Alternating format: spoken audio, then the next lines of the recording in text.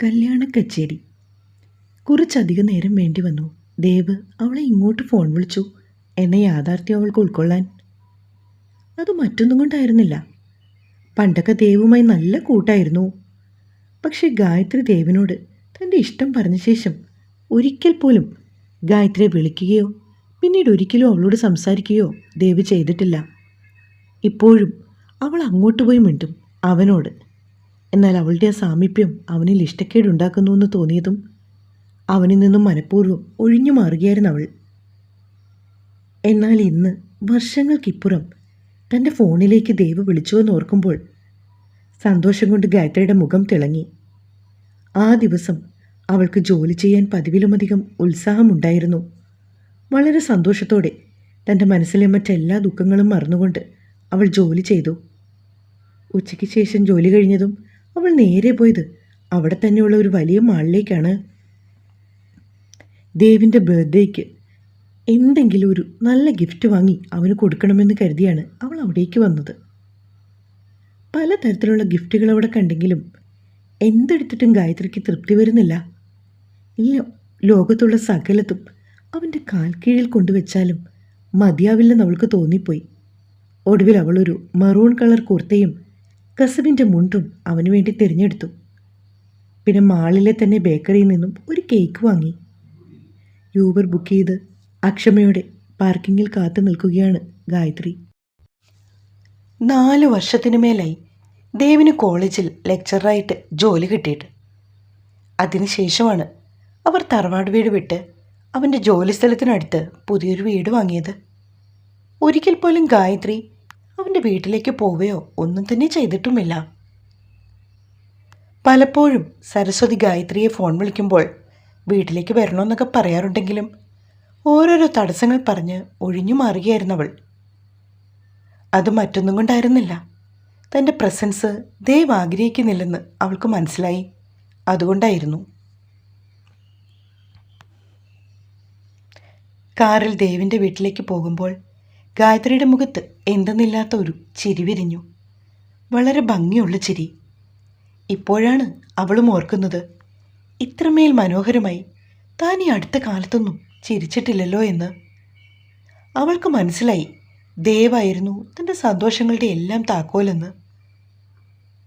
അവനൊന്ന് ഫോൺ വിളിച്ചപ്പോൾ തന്നെ തനിക്ക് ഇത്രയധികം സന്തോഷമാണെങ്കിൽ അവനെ എന്നെങ്കിലും ഒരിക്കൽ താനുമായിട്ടുള്ള വിവാഹത്തിന് സമ്മതിച്ചാൽ ഒരുപക്ഷെ അന്നായിരിക്കും തൻ്റെ ജീവിതത്തിൽ താൻ ഏറ്റവും അധികം സന്തോഷിക്കുന്ന ഒരു ദിവസം. അങ്ങനെയൊന്നിനി ഉണ്ടാവുമോ? അവൾ മനസ്സിൽ ചോദിച്ചു. ഇല്ല എന്ന് മറുപാതി പറഞ്ഞു. പൊടുന്നനെ അവൾ നിറഞ്ഞു വന്ന കണ്ണുകൾ ഇറുക്കി അടച്ചു.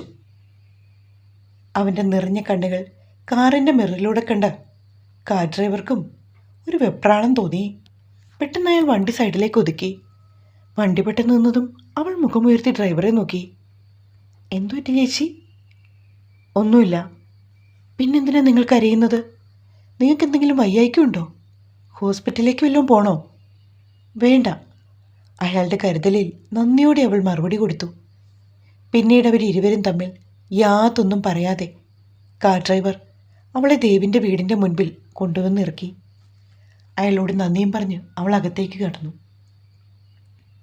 കോളിംബെല്ലിൽ വിരലമർത്തി അക്ഷമയോടെ കാത്തു നിൽക്കുന്നവളുടെ ശ്രദ്ധ ഒരു വേളയിൽ മുമ്പിൽ നട്ടുപിടിപ്പിച്ചിരിക്കുന്ന ചെടികളിലേക്കും ഹാങ് ചെയ്തിരിക്കുന്ന ഭംഗിയുള്ള ഓർക്കിഡ് പൂക്കളിലേക്കും നീണ്ടു.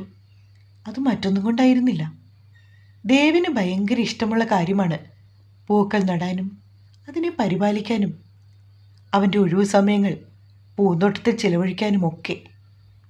പണ്ട് തറവാട്ടിൽ എല്ലാവരും ഒന്നിച്ച് താമസിച്ച സമയത്തും അങ്ങനെ തന്നെയായിരുന്നു. ദേവായിരുന്നു അവിടെ ചെടികളും മരങ്ങളും നടാൻ മുൻകൈ എടുത്തുകൊണ്ടിരുന്നത്. അവൻ്റെ കണ്ണുവെട്ടിച്ച് ആരെങ്കിലും പൂക്കളോ ഇലയോ പറിക്കുകയാണെങ്കിൽ പിന്നെ അവിടെ മേളമാണ്. അന്നൊക്കെ അല്പം കർക്കശക്കാരനായിരുന്നു ദേവ്. എങ്കിലും മുല്ലച്ചെടി ഭ്രാന്ത് പിടിച്ചതുപോലെ പൂക്കുന്ന സമയങ്ങളിൽ ഒരു വാഴയില തുമ്പിൽ കുറച്ച് പൂക്കൾ പൊട്ടിച്ച് തൻ്റെ മുറിയിൽ കൊണ്ട് വയ്ക്കാറുണ്ടായിരുന്നവൻ. അന്നത്തെ സാഹചര്യത്തിൽ താൻ കരുതിയത് അതെല്ലാം അവന് തന്നോടുള്ള പ്രണയത്തിൻ്റെ ഭാഗമായിരുന്നു എന്നാണ്.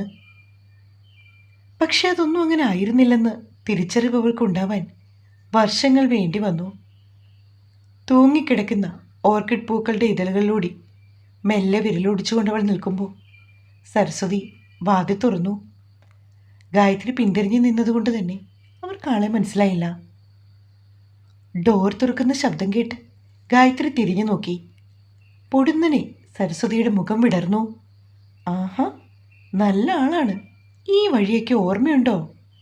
എത്ര നാളായി ഞാൻ വിളിക്കുന്നു ഇങ്ങോട്ടേക്കൊന്ന് വരാന്. ഒരിക്കലെങ്കിലും നിനക്കൊന്നെന്നെ വന്ന് കാണാൻ തോന്നിയോ? ഗായത്രിയെ കണ്ട മാത്രമേ തന്നെ അവർ മനസ്സിലുണ്ടായിരുന്ന മുഴുവൻ പരിഭവങ്ങളും അവളുടെ മേൽ കുടഞ്ഞിട്ടു. സമയം കിട്ടാഞ്ഞതുകൊണ്ടാ മാമി, ഒരു ചമ്മിയ ചിരിയോടെ ഗായത്രി പറഞ്ഞു.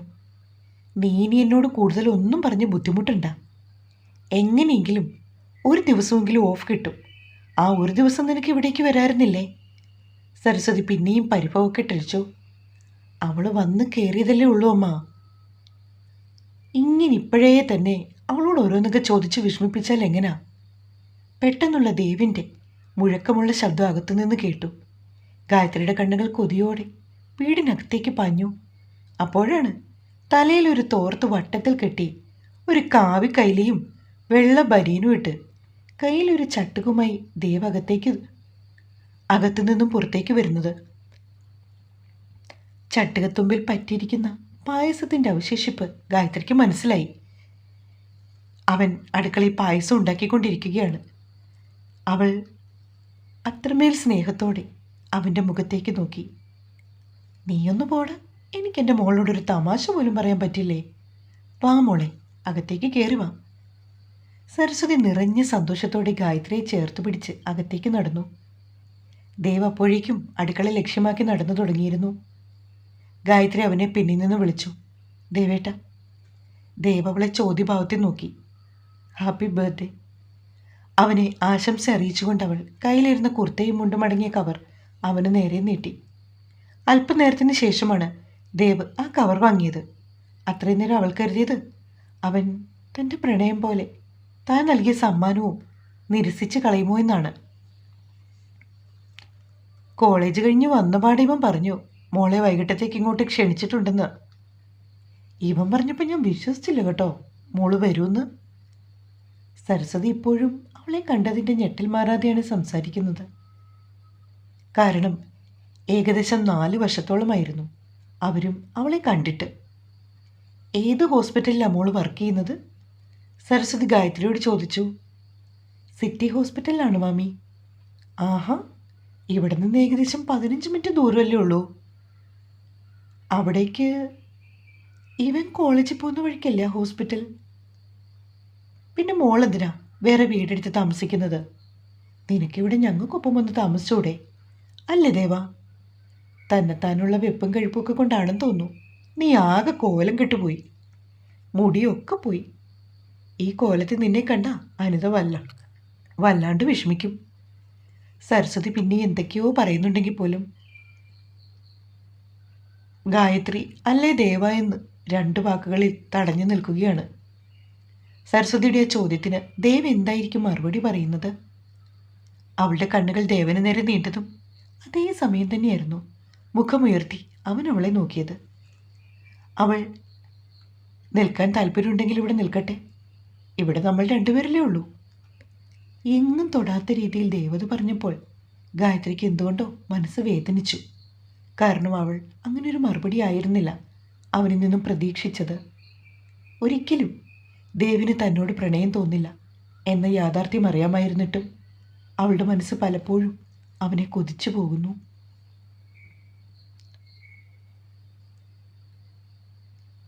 ഇവളെ വന്ന കാര്യത്തിനെ നിർത്താതെ എന്തെങ്കിലും കഴിക്കാൻ കൊടുക്കമ്മേ. ദേവ് സരസ്വതിയോട് അത് പറഞ്ഞുകൊണ്ട് അടുക്കളയിലേക്ക് നടന്നു. അത് ശരിയാ, മോളെ കുറേ നാൾ കൂടി കണ്ടതിൻ്റെ വെപ്രാളത്തിൽ മോള് കഴിച്ചോ എന്നൊന്നും ഞാൻ നോക്കിയില്ല. ഇരിക്കും മോളെ, അമ്മായി കഴിക്കാനെടുക്കാം. വേണ്ടമ്മായി, ഞാൻ കഴിച്ചിട്ടാണ് വന്നത്. ഹോസ്പിറ്റലിലെ ക്യാൻറ്റീനിൽ നിന്ന് കഴിച്ചോ? അല്ല, ഞാൻ വരുന്ന വഴിക്കൊരു ബർഗർ കഴിച്ചായിരുന്നു. അത് കൊള്ളാം. ഈ ബർഗറൊക്കെ കഴിച്ചാൽ എന്താകാനാ? അവിടെ ഇരിക്ക്, ഞാൻ പോയി സദ്യയെല്ലാം എടുത്തിട്ട് വരാം. ഇന്നിവൻ്റെ പിറന്നാളായതുകൊണ്ട് ചെറിയ രീതിയിൽ സദ്യ ഉണ്ടാക്കി.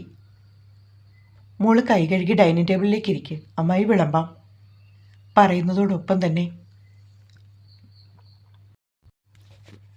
സരസ്വതി നിർബന്ധപൂർവം അവിടെ ഡൈനിങ് ടേബിളിലേക്ക് കൊണ്ടുവന്നിരുത്തിയിരുന്നു. ശേഷം ഓരോ കറികളായി നിരത്തിയിട്ട അവളുടെ ഇലയിലേക്ക് വിളമ്പി തുടങ്ങി.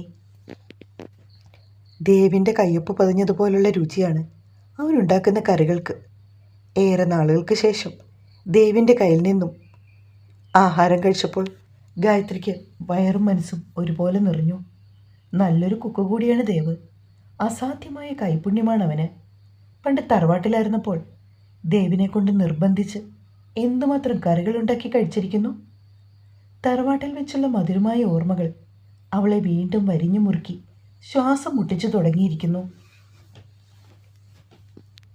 അതൊക്കെ ആലോചിച്ച് വെറുതെ ഭക്ഷണത്തിൽ വിരലിട്ട് അവൾ ഇളക്കിക്കൊണ്ടിരിക്കുന്ന സമയത്താണ് ഒരു വലിയ ഉരുളിയിൽ പായസവുമായി ദേവ് അവിടേക്ക് വന്നത്. അവനത് ഡൈനിങ് ടേബിളിൽ വെച്ചു. ഏതോ ഓർമ്മയിൽ ആലോചനയോടെ ഇരിക്കുന്ന അവളുടെ ഇരിപ്പൊക്കെ ദേവ് കാണുന്നുണ്ടായിരുന്നു. നീ കഴിക്കുന്നില്ലേ? പെട്ടെന്ന് ദേവത ചോദിച്ചപ്പോഴാണ് അവൾ മുഖമുയർത്തിയത്. തനിക്ക് അത്രയും അടുത്ത ദേവിനെ കണ്ടപ്പോൾ അവൾക്കൊരു പരിഭ്രമം തോന്നി. ചോദിച്ച കേട്ടില്ലേ? അവൾ തൻ്റെ മുഖത്തേക്ക് തന്നെ നോക്കിയിരിക്കുന്നു എന്ന് കണ്ടതും ദേവ് അവളോട് വീണ്ടും ചോദിച്ചു. എന്താ ചോദിച്ചേ? കാര്യം മനസ്സിലാകാതെ അവൾ അവനെ നോക്കി. നിന്റെ കഴിപ്പ് തീർന്നില്ലേ? ഇലയിൽ ഇനിയും ബാക്കിയിരിക്കുന്ന ഭക്ഷണത്തിലേക്ക് നോക്കിയാണ് ചോദിക്കുന്നത്. ദേവിന് ആഹാരം വേസ്റ്റാക്കുന്നത് ഒട്ടും ഇഷ്ടമില്ലാത്ത കാര്യമാണ്. അതുകൊണ്ട് തന്നെ അവൾ പിന്നീട് ഒന്നും പറയാതെ ഇലയിൽ ബാക്കിയിരുന്ന ആഹാരം ഒരു വറ്റുപോലും കളയാതെ കഴിച്ചു തീർത്തു. അവളുടെ ഈ വെപ്രാളവും പരവേശവുമൊക്കെ കണ്ടതും അവൻ്റെ ചുണ്ടിലൂടെ അറിയാതെ ഒരു പുഞ്ചിരി മിന്നി മാഞ്ഞു പോയി. വെപ്രാളത്തോടെ ആഹാരം വാരി കഴിക്കുന്ന അവൾ അത് കണ്ടില്ലെന്ന് മാത്രം. ആഹാരമൊക്കെ കഴിച്ച് ഇല കൊണ്ട് ബിന്നിലിട്ട് സരസ്വതിയോട് വർത്തമാനമൊക്കെ പറഞ്ഞുകൊണ്ട് മുറ്റത്തെ ഗാർഡനിലെ 3 സീറ്റർ ലക്ഷറി സിംഗിലിരിക്കുകയാണ് ഗായത്രി. എങ്ങനെ പോകുന്നു മോളെ നിന്റെ ജോലിയൊക്കെ? കുഴപ്പമില്ല അമ്മായി, നന്നായി പോകുന്നു. നല്ല ആശുപത്രിയും നല്ല ആളുകളുമാണ്. ചില ദിവസങ്ങളിൽ മാത്രം അല്പം തിരക്കും കൂടുതലാണ്. നീ എന്താ മോളെ വീട്ടിലേക്കൊന്നും പോകാത്തത്? അനിത കഴിഞ്ഞ ദിവസം കൂടി എന്നോട് നിന്റെ കാര്യം പറഞ്ഞ് ഫോൺ വിളിച്ചതേ ഉള്ളൂ. നീ ഇപ്പം പഴയ പോലെ വീട്ടിലേക്ക് പോകാറില്ല, അവളെ വിളിക്കാറില്ല എന്നൊക്കെ. അനിത ഗായത്രിയുടെ അമ്മയാണ്. അനിത എന്തിന് സരസ്വതിയെ ഫോൺ വിളിച്ചു ഇതൊക്കെ പറഞ്ഞു എന്ന ഓർമ്മയിൽ ഗായത്രി മൗനമായി തന്നെ ഇരുന്നു. അവരോട് എന്തു മറുപടി പറയണമെന്ന് അവൾക്ക് ഊഹമുണ്ടായിരുന്നില്ല. അനിത പൊതുവെ അവളെ വിളിക്കുന്നത് എപ്പോഴും വിവാഹക്കാര്യം പറയാനോ അല്ലെങ്കിൽ മറ്റേതെങ്കിലും ചെക്കന്മാരുടെ പ്രൊഫൈലുകൾ അയച്ചു കൊടുക്കാനോ വേണ്ടിയാണ്. 27 വയസ്സ് കഴിഞ്ഞ് ഗായത്രിക്ക്. ഞാൻ ചോദിക്കുന്ന മോള് കേൾക്കുന്നുണ്ടോ? മനസ്സിവിടെ ഒന്നും അല്ലാത്തതുപോലെ ഗായത്രി ഇരിക്കുന്ന കണ്ടതും സരസ്വതി ചോദിച്ചു. കേൾക്കുന്നുണ്ട് മാമി. പിന്നെന്താ മോളൊന്നും പറയാത്തെ? നിനക്ക് ആരോടെങ്കിലും പ്രണയമോ അങ്ങനെ എന്തെങ്കിലും ഉണ്ടോ? ഉണ്ടെങ്കിൽ തുറന്നു പറ, നമുക്ക് പോയി അവരുടെ വീട്ടുകാരെ കണ്ട് സംസാരിക്കാം. നീ ഇങ്ങനെ വിവാഹമേ വേണ്ടെന്ന് വെച്ച് കഴിഞ്ഞാൽ നിനക്ക് താഴെ ഒരാൾ കൂടി ഇല്ലേ? അതൊക്കെ അനിത പറയുന്നേ. തികച്ചും ന്യായമായ ചോദ്യമാണ് അമ്മയുടേത്. പക്ഷെ തനിക്കിപ്പോഴും മനസ്സുകൊണ്ട് മറ്റൊരു വിവാഹത്തിന് തയ്യാറെടുക്കാൻ കഴിയുന്നില്ല. അതെങ്ങനെ മറ്റുള്ളവരെ പറഞ്ഞ് മനസ്സിലാക്കണമെന്നും അറിയില്ല. എന്നോടെങ്കിലും പറമോളെ, നിന്റെ മനസ്സിൽ ആരെങ്കിലും ഉണ്ടോ? എന്തെങ്കിലും ഇഷ്ടമോ അങ്ങനെ എന്തെങ്കിലും ഉണ്ടോ? ഉണ്ടെങ്കിൽ പറ, അവരുടെ വീട്ടുകാരോട് സംസാരിക്കാം. സരസ്വതി വീണ്ടും പറഞ്ഞ കാര്യങ്ങൾ ആവർത്തിച്ചു. ഗായത്രി മറുപടി പറയാൻ തുടങ്ങുന്നതിന് തൊട്ടു മുൻപായിരുന്നു ഒരു ട്രേയിൽ 3 ഗ്ലാസ് പായസവുമായി ദേവ് അവിടേക്ക് വന്നത്. സുഭദ്ര ചോദിച്ച ചോദ്യം കൃത്യമായി ദേവ് കേട്ട് കാണുമെന്നുള്ളത് 100% ഉറപ്പാണ്. സ്വിങ്ങിൻ്റെ അറ്റത്ത് ഒരാൾക്ക് കൂടി ഇരിക്കാൻ കഴിയുന്ന ഭാഗത്തിൽ ഒഴിഞ്ഞു കിടന്ന ഗായത്രിയുടെ വലതുവശത്തേക്ക് ദേവ് വന്നിരുന്നു. ഗായത്രിയുടെ ഹൃദയം വല്ലാതെ മിടിച്ചു. പ്രാണനായി താൻ കൊണ്ടു നടന്നവനാണ് ഒരു നിശ്വാസത്തിനപ്പുറം ഇരിക്കുന്നത്. ആ ഓർമ്മയിൽ പോലും അവളുടെ ഉള്ളം കുളിർന്നു. എന്താണ്, രണ്ടാളും കാര്യമായിട്ടെന്തോ ചർച്ചയാണല്ലോ. എല്ലാം കൃത്യമായി കേട്ടെങ്കിലും വെറുതെ ഗായത്രിയുടെ മനസ്സിൽ എന്താണെന്ന് അറിയാൻ വേണ്ടി ദേവ് സരസ്വതിയോട് ചോദിച്ചു. ഞാൻ വെറുതെ മോളോട് ഓരോ കാര്യങ്ങൾ ചോദിച്ചു കൊണ്ടിരിക്കുമായിരുന്നു. വിവാഹപ്രായമായില്ലേ ഇവൾക്ക്? അനിതയ്ക്കാണെങ്കിൽ ആകെ ടെൻഷനാ. ഇവളിപ്പോഴും ഒരു കല്യാണത്തിന് താല്പര്യം പറഞ്ഞിട്ടില്ല. ദേവൊന്നും മിണ്ടിയില്ല. ഗായത്രിയും. നല്ല ആളോടാ ഞാൻ ഇതിനെക്കുറിച്ച് പറയുന്നത്. ഒരു കല്യാണം കഴിക്കാൻ ഇവനോട് പറഞ്ഞ് എൻ്റെ നാവ് തേഞ്ഞതല്ലാതെ യാതൊരു ഗുണവും ഉണ്ടായിട്ടില്ല. ഗായത്രിയുടെ ഈ സരസ്വതിയും പറഞ്ഞു. അത് കേട്ടതും ഒരു ചിരിയോടെ ഗായത്രി ദേവിനെ നോക്കി. മുഖം കൂർപ്പിച്ചൊരു നോട്ടമായിരുന്നു അവൻ്റെ മറുപടി. അവളുടെ മിഴികൾ ഒരു വേള അവൻ്റെ കണ്ണുകളുമായി കൊരുത്തു. അവൻ്റെ കണ്ണുകളിൽ പ്രണയം തിരഞ്ഞവൾ. മോളെ, ഇതാ പായസം എടുത്ത് കുടിക്കുക. സരസ്വതിയുടെ ആ സംസാരത്തിൻ്റെ പുറത്താണ് അവൾ അവൻ്റെ മുഖത്തു നിന്നും കണ്ണുകൾ എടുത്തത്. ഗ്ലാസ് ചുണ്ടോട് ചേർത്ത് ഒരിറുക്ക് പാൽപ്പായസം കുടിച്ചതും അവൾ കണ്ണടച്ചു പോയി. അത്രമേൽ സ്വാദുണ്ടായിരുന്നു അതിന്. ദേവേട്ടൻ്റെ കൈപ്പുണ്യം സമ്മതിക്കണം. എന്തൊരു രുചിയാ. പെട്ടെന്നൊന്നും ഓർക്കാതെ ഗായത്രി പറഞ്ഞു. അവൻ വെച്ചുണ്ടാക്കുന്ന ഓരോന്നിനും ഒരു പ്രത്യേക സ്വാദാണ്. എൻ്റെ മോളെയൊന്നും പറയണ്ട. ഞാനാണെങ്കിൽ കൈയൊടിഞ്ഞു കിടന്ന സമയത്ത് അവനുള്ളത് കൊണ്ട് രക്ഷപ്പെട്ടു. എല്ലാവരും പറയുമായിരുന്നു എനിക്കൊരാണല്ലേ ഉള്ളൂ എന്ന്. വയ്യാണ്ടായി കിടന്നാൽ നോക്കാനൊരു പെൺകുട്ടി പോലും ഇല്ലല്ലോ എന്ന്. സഹായത്തിന് ഒരാളെ നിർത്താമെന്ന് ആ സമയത്ത് ഞാൻ പറഞ്ഞിട്ട് പോലും ഇവൻ സമ്മതിച്ചില്ല. ഇവൻ തന്നെയാണ് എൻ്റെ എല്ലാ കാര്യങ്ങളും നോക്കിയത്. വളരെ അഭിമാനത്തോടെ അവർ ദേവിനെ നോക്കി പറഞ്ഞു. ഞാൻ പറഞ്ഞിട്ട് അവൻ അനുസരിക്കാത്ത ഒരേയൊരു കാര്യം അവൻ്റെ വിവാഹമാണ്. ഇവൻ്റെ കുഞ്ഞുങ്ങളെ കൂടി കണ്ടിട്ട് കണ്ണടയ്ക്കണമെന്നൊരാഗ്രഹമേ എനിക്കിപ്പോൾ ഉള്ളൂ. ഒരു നെടുവീർപ്പോടെ സരസ്വതി അത് പറഞ്ഞു നിർത്തിയതും അറിയാതെ വീണ്ടും ഗായത്രിയുടെ നോട്ടം ദേവിലേക്ക് ചെന്നു. അവൻ പതിയെ ഇരുന്നിടത്തു നിന്ന് എഴുന്നേറ്റ് അകത്തേക്ക് നടന്നു. പറഞ്ഞത് ഇഷ്ടമായി കാണില്ല. വിവാഹത്തിൻ്റെ കാര്യം പറഞ്ഞാൽ ഇങ്ങനെ ഒഴിഞ്ഞൊരൊറ്റ പോക്കാണേ. ദേവ് അകത്തേക്ക് കയറി പോകുന്നു നോക്കി സരസ്വതി പറയുകയാണ്. പണ്ട് അവനൊരു ഇഷ്ടമുണ്ടായിരുന്നു. ഭൂമി എന്നായിരുന്നു ആ കുട്ടിയുടെ പേര്. അവൻ്റെ കോളേജിലുള്ളതാ. പക്ഷെ എന്ത് ചെയ്യാനാ. ഞാൻ ആ കുട്ടിയുടെ വീട്ടുകാരുമായി വിവാഹത്തെക്കുറിച്ച് സംസാരിച്ചു. അവർ പറഞ്ഞു അതിന് മറ്റൊരാളുമായി വിവാഹം ഉറപ്പിച്ചു വെച്ചിരിക്കുകയാണെന്ന്. അതിനുശേഷം പിന്നീട് അവനോട് വിവാഹത്തിനെക്കുറിച്ച് സംസാരിച്ചാൽ വേണമെന്നും പറയില്ല, വേണ്ടെന്നും പറയില്ല. ഇതുപോലെ ഇരുന്നിടത്തുനിന്ന് എഴുന്നേറ്റൊരു ഒറ്റ പോക്ക് പോകും. പിന്നെ അവൻ്റെ മനസ്സ് വിഷമിപ്പിക്കണ്ടല്ലോ എന്ന് കരുതി ഞാനും അതേപ്പറ്റി പറയാതെയായി. എന്തൊക്കെ പറഞ്ഞാലും എപ്പോഴായാലും അവനും ഒരു കൂട്ട് വേണ്ടേ. ഇന്നോ നാളെയോ എന്ന് പറഞ്ഞിരിക്കുക ഞാൻ. അവന് ചേരുന്ന ഒരു പെൺകുട്ടിയെ കണ്ടെത്തി വിവാഹം കഴിച്ചു കൊടുത്താൽ അവൻ ഒറ്റയ്ക്കല്ലല്ലോ എന്ന സമാധാനത്തിലെങ്കിലും എനിക്കങ്ങ് മേലോട്ട് പോകായിരുന്നു. അങ്ങനൊന്നും പറയല്ല അമ്മായി. മരണത്തിനെക്കുറിച്ചൊക്കെ അവർ പറഞ്ഞു തുടങ്ങിയതും ഗായത്രി അവരെ തടഞ്ഞു. എങ്ങനെ പറയാതിരിക്കും കുട്ടി? അത്രയ്ക്ക് ദണ്ണമുണ്ട് മനസ്സിൽ. വൈകിട്ട് നമുക്ക് ക്ഷേത്രത്തിലൊന്ന് പോകണം. ഇവിടെ അടുത്ത് തന്നെയാ. എന്നിട്ട് നാളെ പോകാം, സരസ്വതി പറഞ്ഞു. അയ്യോ അമ്മായി, അത് പറ്റില്ല. എനിക്ക് നാളെ മോർണിംഗ് ഡ്യൂട്ടി ഉള്ളതാ. ആണോ? എങ്കിലൊരു കാര്യം ചെയ്യാം. വൈകിട്ടത്തെ ഭക്ഷണമൊക്കെ കഴിഞ്ഞ് രാത്രി മോളെ ദേവ് കൊണ്ടാക്കും. അതുപോരെ? അവളുടെ കവിളിൽ കൈവച്ച് അരുമയായി തഴുകിക്കൊണ്ടാണ് സരസ്വതി അത് ചോദിച്ചത്. അത് നിരസിക്കാനായില്ല ഗായത്രിക്ക്. അത് മതി അമ്മായി. അവരുടെ സന്തോഷത്തിന് പ്രാധാന്യം കൊടുത്തുകൊണ്ട് ഗായത്രി പറഞ്ഞു. എങ്കിൽ വാ, റെഡിയാകാം നമുക്ക്. എൻ്റെ കയ്യിൽ മോൾക്ക് പറ്റിയൊരു സെറ്റ് മുണ്ടൊക്കെ ഉണ്ട്. ഇന്ന് അതെടുത്ത് പോകാം. സരസ്വതി പറഞ്ഞതൊക്കെ കേട്ട് തലയാട്ടിക്കൊണ്ട് അവർക്കൊപ്പം ഗായത്രി അകത്തേക്ക് പോയി. അതേ നേരം കാർത്തിയുടെ വീട്ടിൽ വൈകിട്ട് കാർത്തി കോളേജിൽ നിന്ന് വരുന്ന സമയം റൂമിൽ തന്നെ ഇരുന്ന് കഠിനമായ പഠനത്തിനാണ് ഭൂമി. കാരണം മറ്റൊന്നുമല്ല, ഇനി എക്സാമിനൊരു ദിവസം കൂടി മാത്രമേ ബാക്കിയുള്ളൂ. നല്ല മാർക്ക് വാങ്ങണമെന്ന ഒറ്റ ലക്ഷ്യത്തിനു വേണ്ടി പഠിക്കുകയാണവൾ. അതുകൊണ്ട് തന്നെ കാർത്തി റൂമിൽ വന്ന് ഡ്രസ്സ് മാറി അവളെ ശല്യം ചെയ്യാതെ നേരെ താഴേക്ക് ഇറങ്ങിപ്പോയി. സുഭദ്ര കാര്യമായി എന്തോ ഉണ്ടാക്കുന്ന തിരക്കിലാണ്. അടുക്കളയിൽ നിന്ന് നല്ല വാസന അടിച്ചതും അവൻ അടുക്കള ലക്ഷ്യമാക്കി നടന്നു. പരിപ്പോടെയാണോ അമ്മേ? ചോദ്യം ചോദിച്ച് അങ്ങോട്ട് ചെന്നതിനൊപ്പം അവർ വറുത്തുകോരി വെച്ചതിൽ ഒരെണ്ണം വായിലേക്കെടുത്ത് വെക്കുകയും ചെയ്തവൻ. ആഹാ, സൂപ്പറായിട്ടുണ്ടല്ലോ. ആണോടാ? ഭൂമി മോൾക്ക് വേണ്ടിയാ. ഇന്നലെ വൈകിട്ട് ആഹാരം കഴിച്ചുകൊണ്ടിരുന്നപ്പോഴേ അവൾ പറഞ്ഞു പരിപ്പോടെ കഴിക്കാൻ ആഗ്രഹമുണ്ടെന്ന്. ഈ സമയത്ത് പെൺകുട്ടികൾക്ക് അങ്ങനെ പലതും കഴിക്കാൻ തോന്നും. ഒരു താളത്തിൽ പറഞ്ഞു പോവാണ് സുഭദ്ര. ഏത് സമയത്ത്? പരിപ്പോടെ കഴിച്ചുകൊണ്ടിരുന്ന കാർത്തി കഴുപ്പ് നിർത്തി അവരുടെ മുഖത്തേക്ക് നോക്കി. അതല്ല. ഏതല്ലെന്ന് അവനൊരു സംശയത്തോടെ അവരെ നോക്കി.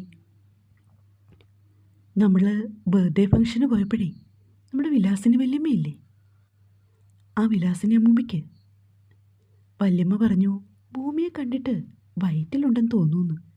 അത് കൊള്ളാം. അങ്ങനെ നോക്കി പ്രഗ്നൻസി കൺഫേം ചെയ്യാൻ അമ്മൂമ്മ ആരാ? ഭൂമി ടെസ്റ്റ് ചെയ്തപ്പോൾ നെഗറ്റീവ് എന്നല്ലേ കണ്ടത്? എടാ, പ്രഗ്നൻസിയുടെ തുടക്കത്തിൽ ടെസ്റ്റ് ചെയ്താൽ ചിലപ്പോൾ റിസൾട്ട് നെഗറ്റീവ് എന്നൊക്കെ കാണിക്കും. കുറച്ച് ദിവസങ്ങളായിട്ടുള്ള ഭൂമിയുടെ ക്ഷീണവും മറ്റും മാതിരിയും കാണുമ്പോൾ എനിക്ക് ഭൂമി മോൾക്ക് വിശേഷമുണ്ടോയെന്ന് തോന്നുന്നു. സുധുരയുടെ നാവിൽ നിന്നും ഭൂമി മോളുടെ വിശേഷമൊന്ന് മാത്രം കേട്ടുകൊണ്ടാണ് ബാലേന്ദ്രനകത്തേക്ക് വന്നത്. നിറഞ്ഞ സന്തോഷത്തോടെ അയാൾ അടുക്കളയിലേക്ക് ചെന്നു. തുടരും. ദേവിനെ കൂടി ഒന്ന് സെറ്റാക്കല്ലേ. പിന്നെ ഇന്നലെ ബർത്ത്ഡേ വിഷ് ചെയ്ത എല്ലാവർക്കും ഒരുപാട് നന്ദി. കഥ വായിച്ചിട്ട് ഇഷ്ടമാവുകയാണെങ്കിൽ നിങ്ങൾ സപ്പോർട്ട് ചെയ്യണേ.